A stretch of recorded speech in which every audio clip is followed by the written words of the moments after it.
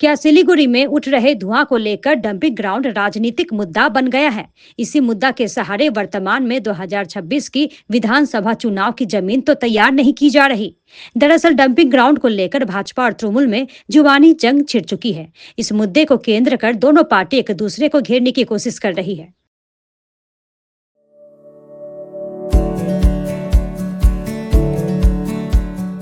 Pamper, not just a hospital, but a mother.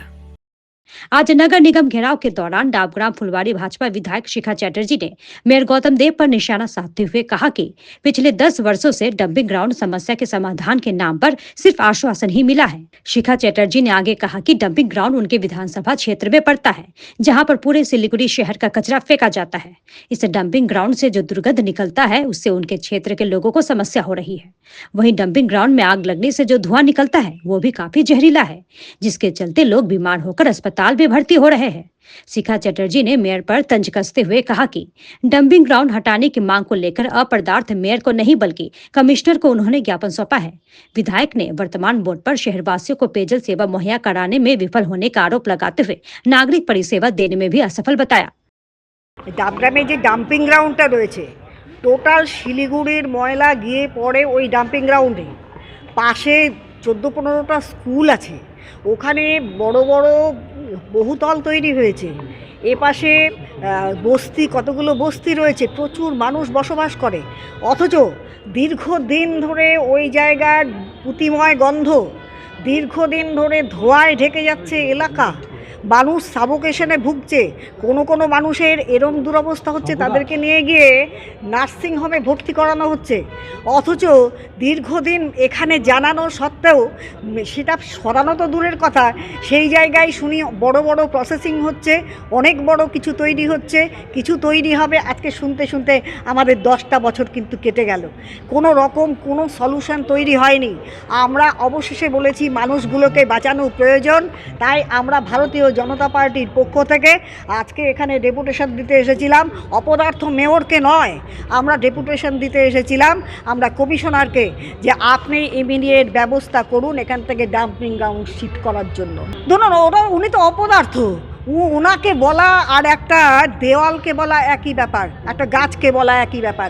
উনি কোনো কাজ করেন না, আপনারা তো জানেন। এগুলো বলতে গেলে তো অনেক কিছু বলতে যায়। উনি জলের প্রকল্প আসবেন, জল দিতে পারেন না মানুষকে। হ্যাঁ, উনি আজ পর্যন্ত মানে জল নিকাশি ব্যবস্থা ঠিকমতো করতে পারেন না। উনি কোন কাজটা করতে পারেন? উনি কিছু করতে পারেন না। কাজেই ওই মেয়র দিয়ে আমাদের কোনো দরকার নেই। আমরা যেখানে কমিশনার বসে আছি তাকে ডেপুটেশন দিয়ে গেলাম এবং বলে গেলাম, দেখুন ডাম্পিং গ্রাউন্ড পুরনো মানে তখন সেরকম অবস্থা ছিল না, তখন সে এত পপুলেটেড এলাকা ছিল না। আর এই পপুলেশন কারা বসিয়েছে? এদেরকে বসিয়েছে কারা? এদেরকে বসিয়েছে শাসক দল, যারা আজকে এই ডাম্পিং গ্রাউন্ডে নোংরা ফেলছেন, তারাই তো ওখানে বসিয়েছে তাদেরকে। এখানে বস্তিগুলো তৈরি হয়েছে, কারা বসিয়েছে? এরাই তো বসিয়েছে। আজকে সেই মানুষগুলোর সুবিধে অসুবিধে কোনো কিছু দেখা হবে না, এটা তো হয় না। কাজেই ওই মানুষগুলোর অন্তত কিছু ব্যবস্থা করতে হবে। তাই যখন আমি জনপ্রতিনিধি হিসাবে রয়েছি এখানে, মানুষ তো আমাকে বলবেই। এখানে প্রধান রয়েছেন, এখানে উপপ্রধান এসছেন, এখানে পঞ্চায়েত সদস্যরা এসেছেন, এসে তারা বলছেন আমরা আমাদের গ্রামের ময়লা, কোনো ডাবগ্রাম ফুলবাড়ির ময়লা আমরা এখানে ফেলি না। আপনাদের শিলিগুড়ি মিউনিসিপ্যাল কর্পোরেশনের শুধু 14টা ওয়ার্ড আর গোটা শিলিগুড়ির ময়লা এসে এখানে পড়ছে। কেন আপনাদের এই দুর্ভোগ আমরা কেন ভোগ করব? এটাই হচ্ছে আমাদের কথা। আপনাদের ধোয়া, এই যে আমাকে এখন কমিশনার বললেন, আমি জানি উনি করবেন না, উনি মেয়রকে বাদ দিয়ে করতে পারবেন না। মেয়র মানুষের কাজ করার জন্য মেয়র নেই। সুতরাং উনি বললেন ওটা তো মিউনিসিপ্যাল কর্পোরেশনের জায়গা, আমরা আমাদের কর্পোরেশনের জায়গায় নোংরা ফেলি। আমি বললাম সব মেনে নিলাম, আপনার সমস্ত কথা বলছি, আপনি তাহলে আপনার ওই গন্ধটাকেও আপনাদের ওই জায়গার মধ্যে রাখুন, আপনাদের ধোঁয়াটাকেও ওই জায়গার মধ্যে রাখুন, আপনাদের পলিউশনগুলোকেও ওই জায়গার মধ্যে রাখুন, বাইরে বেরোতে দেবেন না। তা না হলে এরপরে পরবর্তীতে বৃহত্তর আন্দোলন হবে, ইমিডিয়েট আপনারা সরানোর ব্যবস্থা করুন। অবশ্যই শুনুন, এদের প্রচণ্ড ভয়। মানুষ শিলিগুড়ি মিউনিসিপ্যাল কর্পোরেশনে আসবে ওয়ার্ডের মানুষরা, সেখানকার গ্রামের মানুষরাও আসতে পারে, তাদের সুবিধে অসুবিধে হলে। মানুষের জন্য এই জায়গা। ওনারা কি ভেবেছেন ওনাদের পৈতৃক সম্পত্তি বোধহয় শিলিগুড়ি মিউনিসিপ্যাল কর্পোরেশন, কিন্তু তা নয়। ওনাদের পৈতৃক সম্পত্তি নয়, শাসক দলের সম্পত্তি নয়, জনগণের সম্পত্তি এটা। এই বিল্ডিং তৈরি জনগণের পয়সা দিয়ে। বিকল্প জায়গা দেখুন, ওটা ডিউটি তো আমার নয়। যিনি বসে আছেন ঠান্ডা ঘরে তাকে জিজ্ঞেস করুন না আপনারা, কোথায় ফেলবেন, কি ব্যবস্থা করছেন। শিলিগুড়ির নোংরা কেন ওখানে যাবে? সে আমার নিজের বিধায়কের জায়গার ব্যবস্থা আমরা করবো, ওনারা সরে যান, দেখুন আমরা করতে পারি কিনা। इधर मेयर गौतम देव ने भी शिखा चैटर्जी पर पलटवार करते हुए कहा कि वह उनसे उम्र में बड़ी है, वह भगवान से उन लोगों को सद्बुद्धि देने की प्रार्थना करते हैं। इधर मेयर ने डंपिंग ग्राउंड की समस्या को लेकर कहा कि वहां कई प्रोजेक्ट चल रही है। स्वाधीनता से पहले डंपिंग ग्राउंड वहीं पर है। डंपिंग ग्राउंड के 1/3 हिस्सा को खाली कर दिया गया है, बाकी के जमे कचरे के निपटारे के लिए काम चल रहा है।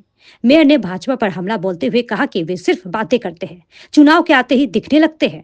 मेयर ने सांसद राजू बिष्ट को आड़े हाथों लेते हुए कहा कि भाजपा के सांसद दूसरी बार चुनाव जीत गए हैं, लेकिन काम कुछ नहीं कर रहे।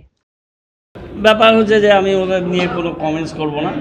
আমার থেকে বয়সে অনেক সিনিয়র। ঈশ্বর এদের সুবুদ্ধি দিক, এরা ভালো থাকুক এবং এদের গুড সেন্স প্রিভেল করুক। এর থেকে বেশি কিচ্ছু বলার নেই। এই লেভেলে কথা বলি না হয়। ডাম্পিং গ্রাউন্ডে স্বাধীনতার আগে কর্পোরেশনের বয়স 75 বছর, তারও আগে ইউনিয়ন বোর্ড যখন ছিল তখন থেকে ডাম্পিং গ্রাউন্ডটা আছে।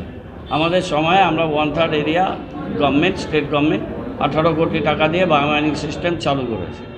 সেখানে এখন আমাদের ফ্রেশ ওয়েস্ট ম্যানেজমেন্ট হয়েছে। ফ্রেশ ওয়েস্ট ম্যানেজমেন্টে 5 একর জায়গা আমরা দিয়েছি এজেন্সিকে। এজেন্সি প্রজেক্টটা তৈরি করেছে, অপারেশনাল করেছে। আমরা পার মেট্রিক টন 428 টাকা করে আমরা তাদের প্রজেক্ট কস্ট এইভাবেই আগামী 20 বছর কি 30 বছরে তাদের সাথে একটা এগ্রিমেন্ট আছে, সেটা আমরা অপারেশনাল করেছি। ওখানে আমরা 2টো গোডাউন করেছি। ওখানে আমরা একটা অ্যানিম্যাল হসপিটাল ওখানে করেছি। ওখানে একটা অ্যানিম্যাল ক্রিমেটোরিয়ামের জায়গা আমরা ব্লক করেছি। ওখানে আমাদের প্রায় 350 গাড়ি, তার মধ্যে 200 গাড়ি পার্কিংয়ের ব্যবস্থা করেছে। গাড়ি ওয়াশিংয়ের কাজ আমাদের শুরু হবে এবং লিকুইড ওয়েস্ট ম্যানেজমেন্টের প্রজেক্ট করছি। যেইটুকু জায়গা আমরা ফাঁকা করতে পেরেছি। বাকি 2/3 এরিয়া 64 কোর্স প্রজেক্ট কস্ট, সেটা সুডা ইউডিএমএ ডিপার্টমেন্ট তারা টেন্ডার করেছে। ইস্টার্ন অর্গানিক তারা সাকসেসফুলি L1 হয়েছে এবং তাদের ওয়ার্ক অর্ডার দেওয়া হয়েছে এবং হোপফুলি তারা এপ্রিলের ফার্স্ট উইকে এই বায়োমাইনিংয়ের কাজটা শুরু করবে। 3 বছর আমাদের মেয়াদের মধ্যে আমরা এই কাজটা আমরা করতে পেরেছি। আর এই অ্যাকুমুলেটেড গার্বেজ কর্পোরেশনের 75 বছর এবং তারও আগে আবহমান কাল ধরে এটা চলে আসছে। এবং এই 28 একর যে জমি, তার মধ্যে কিছু জমি দখল হয়ে বাড়িঘর তৈরি হয়েছে। বাকি জমিগুলো আমরা ইয়ারমার্ক করেছি, সেখানে বাউন্ডারি ওয়াল করেছি। সেখানে যে দূষিত জল বেরোচ্ছিল সেটা আমরা একটা লিকুইড ওয়েস্ট ম্যানেজমেন্টের প্রজেক্ট নিয়েছি এবং ওখানে রাস্তাগুলো একবার তৈরি করেছিলাম। এখন আরও আমরা খুব ভালোভাবে ওখানে রোড কানেক্টিভিটিটাও করে দিচ্ছি এবং আমরা আশা করি যে এই বায়োমাইনিং 2/3 এরিয়াটা কমপ্লিট হলে সেখানে আমাদের ফিউচার প্ল্যানিং যেগুলো আছে সেই প্ল্যানিং আমরা করব। আরে এসব বিধায়িকা কী বলছে না বলছে তার সঙ্গে আমি বললাম যে তাদের গুড সেন্স প্রিভেল করুক, ভালো থাকুন, সুস্থ থাকুন। এদের এসব বিধানসভার আগে হঠাৎ করে হালচাল নিয়ে তাদের এক গাড়ি মাটিও ফেলেনি, কোথাও কোনো ডেভেলপমেন্টে কাজ করেনি। তাদের এমপি এখানে 5 বছরের পর আরও 5 বছরের জন্য ইলেক্ট হয়েছে। সে এমপি কোনো কাজ এখানে বিজেপির এমপিরা করেনি, এখানকার এমএলএরা কোনো কাজ করেনি, তারা কোনো কিছু কাজ করে না। তারা মাঝে মাঝে রাজনীতির জন্য মাঝে মাঝে হঠাৎ তাদের দেখা যায়, আবার তারা অদৃশ্য।